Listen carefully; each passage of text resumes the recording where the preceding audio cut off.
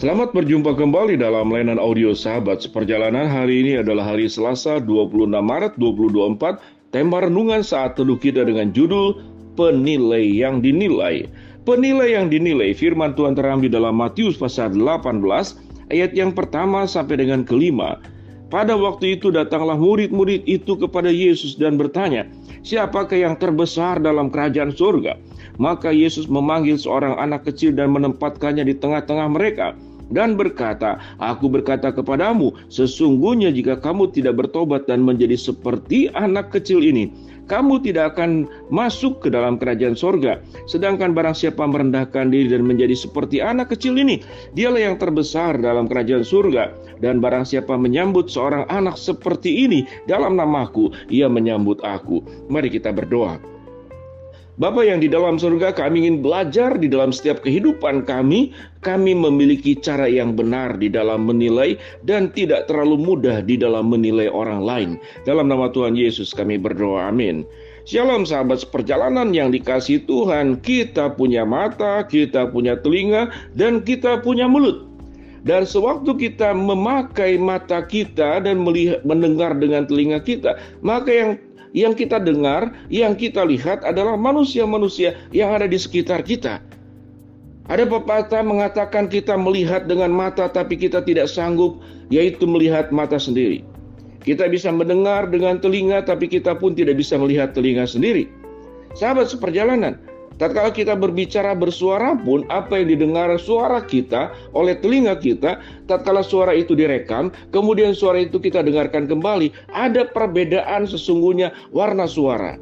Karena suara yang kita dengar keluar dari tubuh kita sendiri, didengar oleh telinga sendiri, dengan suara yang kita dengar dari rekaman, itu punya hal yang suara dan warna yang berbeda.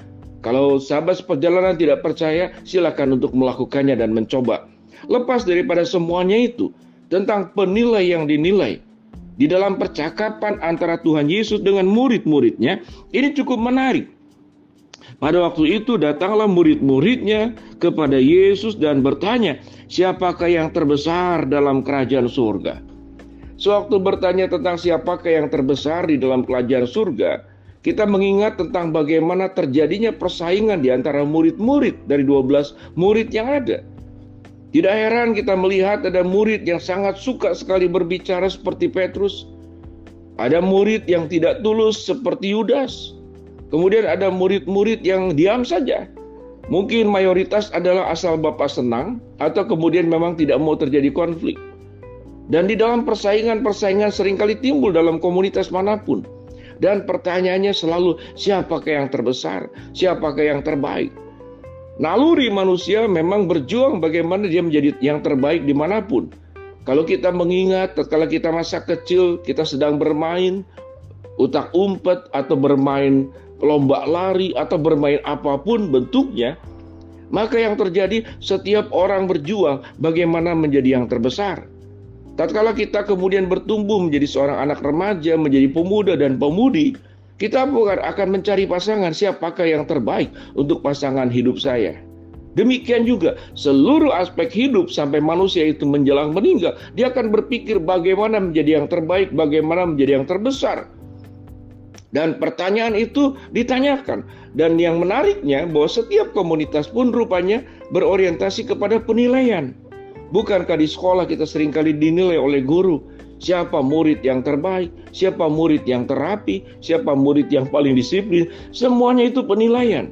Karena ada unsur penilaian, maka orang berjuang bagaimana menjadi yang paling tinggi. Orang berjuang bagaimana menjadi yang paling baik. Orang berjuang bagaimana menjadi yang paling besar. Dan pertanyaan itu diucapkan oleh murid Yesus. Siapakah yang terbesar dalam kerajaan sorga? Lalu apa yang firman Tuhan katakan? Maka Yesus memanggil seorang anak kecil dan menempatkannya di tengah-tengah mereka. Tindakan Yesus tentu sangat mengejutkan. Harapan dari murid adalah dari 12 itu siapa yang paling terbesar, dan masing-masing tentu berharap Yesus memilih dirinya lah yang paling besar dalam kerajaan sorga.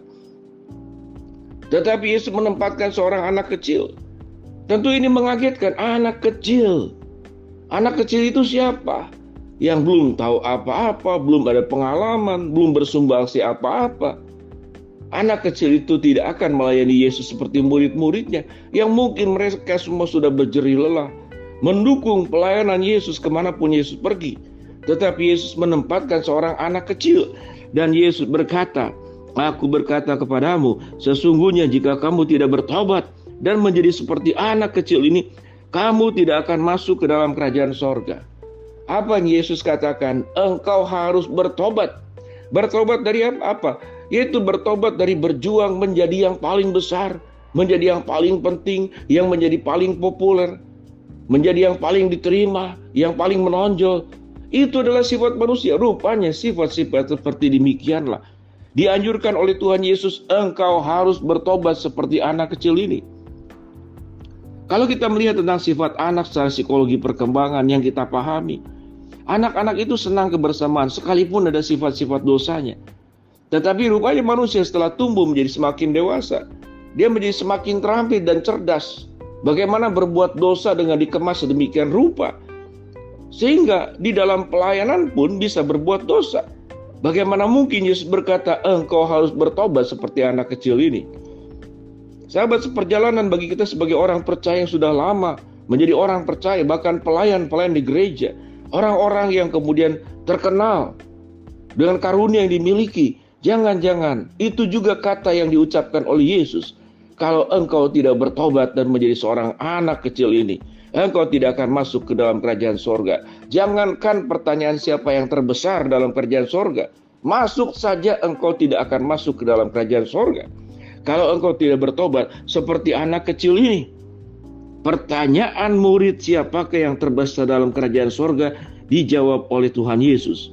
Sedangkan barang siapa yang merendahkan diri dan menjadi seperti anak kecil, dialah yang terbesar dalam kerajaan sorga. Dan barang siapa menyambut anak seperti ini dalam namaku, ia menyambut aku. Siapakah orang-orang besar? Orang-orang besar itu adalah yang hatinya besar, cintanya besar untuk menerima siapapun dan melakukan pelayanan dan tindakan-tindakan dalam kehidupan, mengerjakan justru hal-hal yang tersisihkan, terlupakan. Itu yang disebut oleh Tuhan Yesus dalam Matius 25. Kalau engkau melihat orang lapar, engkau beri makan. Engkau melihat orang haus, engkau memberi minum. Melihat orang yang tidak memiliki pakaian, engkau berbagi pakaian. Tatkala ada orang yang di dalam penjara, engkau melawatnya, engkau mendoakannya. Tatkala ada orang musafir yang tidak punya tempat tinggal, engkau membuka rumahmu untuk menjadi tempat tinggal buat mereka dalam satu waktu tertentu. Sahabat seperjalanan, siapakah yang terbesar? Kebiasaan manusia sebagai penilai, kitalah justru yang dinilai oleh Allah. Dengan demikian, pandai-pandailah menilai diri sendiri dan bukan menilai orang lain. Karena kenapa demikian? Jangan-jangan karena kita suka menilai, kita akan dinilai oleh Tuhan. Siapakah kita yang sesungguhnya? Dan sewaktu Tuhan menilai kita, apa yang menjadi orientasi sebagai orang-orang besar, orang-orang populer, orang-orang hebat, justru adalah orang-orang seperti demikian adalah orang-orang yang mau menjadi yang terkecil, bukan berorientasi yang terbesar. Lalu mau melayani kepada pihak-pihak dan pelayanan-pelayanan yang tidak populer. Dan Tuhan akan menjadikan kita sebagai orang-orang yang masuk ke dalam kerajaan sorga. Mari kita berdoa. Bapa dalam surga, terima kasih buat kebenaran firman Allah yang mencerahkan kami, sehingga kami bisa hidup sebagai orang-orang yang benar dalam penilaian Tuhan. Hamba-Mu berdoa buat sahabat seperjalanan yang sakit, Tuhan jamah sembuhkan. Sahabat seperjalanan yang sedang menghadapi masalah, Tuhan bukakan jalan. Sahabat seperjalanan yang sedang berdoa mengharapkan sesuatu, Tuhan kabulkan dengan cara dan waktunya Tuhan. Di dalam nama Tuhan Yesus kami berdoa. Amin.